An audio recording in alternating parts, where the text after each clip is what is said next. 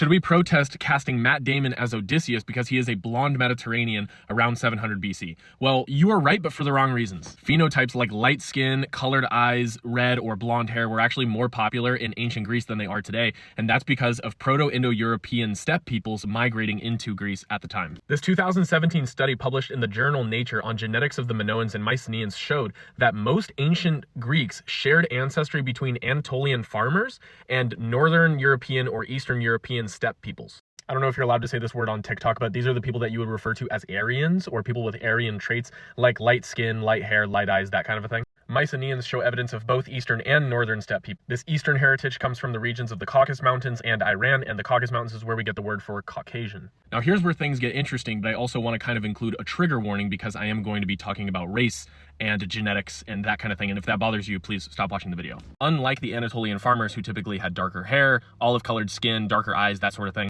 the Indo-European steppe people, or the Scythians, or Aryans, whatever you want to call them, they not only introduced genetic differences, but also cultural differences. These were warrior cultures who rode on horseback and were more pastoral and nomadic, and because of their superiority in war and in battle, they made up the elite warrior class of the ancient Greeks when they admixed with them. So the people with primarily Anatolian farmer genetics stayed farming, and the people with primarily Indo-European steppe genetics would be a part of this elite warrior class. That was romanticized by Homer, which is why we have references to warriors like Achilles being called a xanthos, which means blonde or fiery haired, and depictions of him usually show him looking more Indo-European than Mediterranean, so to speak. We are also told that Menelaus had red hair, which is indicative of Proto-Indo-European genetics. But Odysseus, on the other hand, and this is what actually makes your comment somewhat correct, Odysseus is called melanchros, which means like dark-skinned or tan-skinned, which means that he probably would have had more Anatolian genetics in him. So even though during the Bronze Age, when the Trojan War was being fought, you would have seen a majority of